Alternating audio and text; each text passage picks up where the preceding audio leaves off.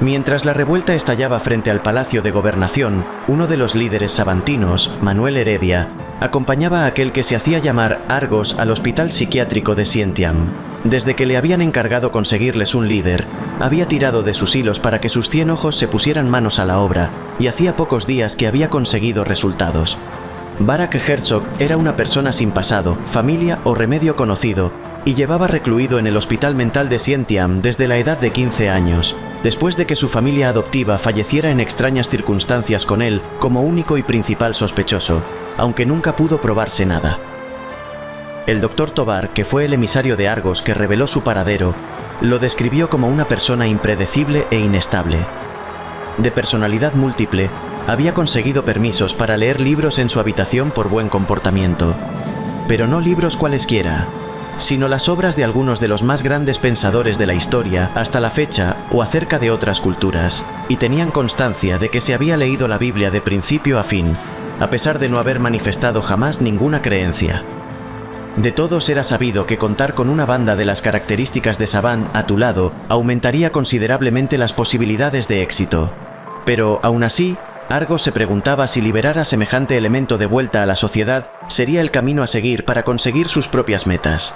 Teniendo en cuenta su historial, no le parecía en absoluto la clase de persona que se sometiera a las órdenes de nadie, o que tuviera cualificación para estar al frente de ninguna organización.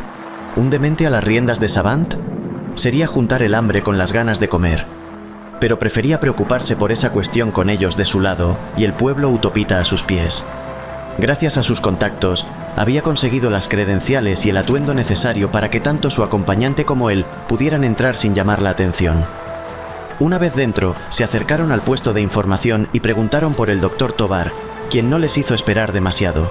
Señor Heredia, señor Quiroga. Saludó en primer lugar mientras estrechaba su mano, antes de dirigirse hacia Argos. Déjenme decir, en primer lugar, que me siento muy honrado de que haya venido en persona a verme. He venido por negocios, doctor, no por usted. Y ahora, ¿sería tan amable de llevarnos ante nuestro paciente? Por supuesto, señor. Faltaría más. Si seguía así, el doctor Tovar iba a hacerse daño en la espalda de tanto reverenciar a Argos. Subieron las escaleras hasta el tercer piso, recorrieron pasillos mientras le profesaba su más sincera admiración por su trabajo, y solo se interrumpió cuando accedieron al pasillo donde se encontraba el paciente. Debo advertirles que el paciente Herzog requiere un trato especial. Llevo trabajando con él desde que llegó a nuestras instalaciones, y en todos estos años no hemos encontrado una forma de ayudarle a sobrellevar su trastorno. Está claro que no es un paciente más. ¿Lo tienen en una habitación acolchada por alguna razón en especial? Aislamiento preventivo. ¿Tiene problemas con los demás pacientes? Al principio se encontraba en una habitación convencional y dejábamos que se relacionase con el resto de pacientes en las salas comunes. Pero entonces comenzaron a suceder cosas. Para ser un matasanos te explicas como un libro cerrado. El señor Quiroga le lanzó una mirada reprobatoria a su acompañante. No obstante, todo lo que hizo fue plantear una pregunta más sencilla y formal. ¿Qué clase de cosas? El doctor Tovar volvió a detenerse en el pasillo, pues lo que estaba a punto de contarles no era, ni mucho menos, plato de buen gusto. Los pacientes que se relacionaban con él aparecían muertos en sus habitaciones a la mañana siguiente.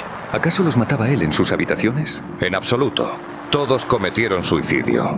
No es que fueran estables antes de su encuentro con el señor Herzog, pero es como si el contacto con él les hubiese quitado las ganas de vivir.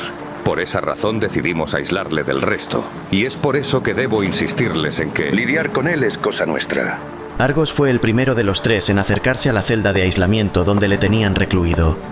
En lugar de abrir la puerta para que pudiera salir directamente, lo primero que hizo el doctor Tovar fue abrir una mirilla para que pudieran ver al paciente e incluso hablar con él completamente a salvo. Barak estaba sentado en el camastro, de espaldas a la puerta. Parecía tener algo entre sus manos y leía en voz baja, ajeno a la conversación que se desarrollaba a su espalda. Señor Herzog. Entonces, vi surgir del mar una bestia que tenía 10 cuernos y 7 cabezas. Los tres hombres intercambiaron miradas al ver que eran ignorados.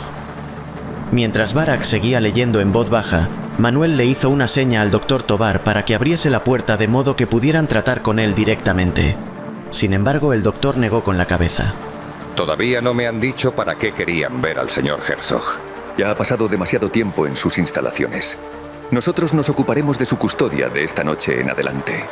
Pero, señor, mis superiores no permitirán algo así. Llamarán a la policía colonial en cuanto lo vean acercarse a la puerta. La policía está ocupada en asuntos más importantes. En cuanto al personal del hospital... No nos hará esperar demasiado. Antes de que el doctor Tovar pudiera preguntar a qué se referían, escucharon cómo un poderoso trueno llenaba el aire fuera del hospital psiquiátrico y hacía temblar sus paredes antes de que los plomos saltasen. Sin luz y con aquellas nubes de tormenta tan oscuras cubriendo el cielo, tenían la misma visibilidad que en una noche cerrada. Podrían salir con el paciente por alguna de las salidas de emergencia sin que nadie se diera cuenta. Abra la puerta. Todavía impresionado por lo que acababa de suceder, el doctor se dispuso a obedecer con manos temblorosas. Mientras luchaba por introducir la llave en la cerradura, no dejaba de preguntarse hasta dónde llegaría el poder de Argos para haber provocado un apagón en el hospital de ese modo. No solo estaba aprovechando el caos en las calles de Sientiam, sino que iba a provocar otro más en el hospital. Nada más ver la puerta abierta, Barak cerró el libro con un golpe seco antes de levantarse y girarse hacia ellos mientras recitaba. Adoraron al dragón porque le había dado su poder a la bestia. Y adoraron a la bestia diciendo: ¿quién es semejante a la bestia? ¿Y quién podrá luchar contra ella? Argos permanecía detrás del doctor, con las manos entrelazadas a su espalda y una ceja levantada, pues toda esa verborrea religiosa empezaba a antojársele un tanto molesta. Sin embargo, Manuel parecía encontrar gracioso que citara esos pasajes en concreto. Barak. El doctor trató de conseguir la atención del paciente, visiblemente nervioso. Estos hombres han venido a... Herzog interrumpió al doctor Tovar colocando el dedo índice sobre sus labios antes de acariciar su mejilla con esa misma mano en un gesto algo dramatizado. Si alguno está destinado al cautiverio, irá al cautiverio. El que mata con la espada. Nada más decir aquello, tomó la cabeza del hombre y le partió el cuello a sangre fría, antes de lanzar su cuerpo dentro de la celda donde estaba él. Luego cerró la puerta con un golpe seco a su espalda y concluyó la cita. A espada morirá. Solucionado el tema de ocuparse del doctor, el paciente dirigió su atención a los dos hombres que le habían liberado. Como si se encontrase ante la presencia de alguna clase de figura divina, Manuel se arrodilló por un momento delante de él. Es un honor para mí, señor, serviros en nombre del maestro y de Savant. El señor Quiroga frunció el ceño, extrañado por lo que estaba escuchando. No entendía nada, y eso era algo que, obviamente, le frustraba. Que él no se arrodillase fue lo que provocó que Barak se interesase especialmente en Argos. Usted parece demasiado elegante para formar parte de Savant. ¿Quién eres? Alguien con quien estás en deuda por tu nueva condición de libertad. Aprovechó aquella oportunidad para dejar claro aquel punto.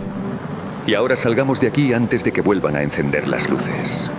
El paciente se limitó a sonreír por toda respuesta antes de ser el primero en dirigirse hacia la salida de emergencia mientras canturreaba algunos pasajes más de la Biblia acerca del advenimiento de la bestia.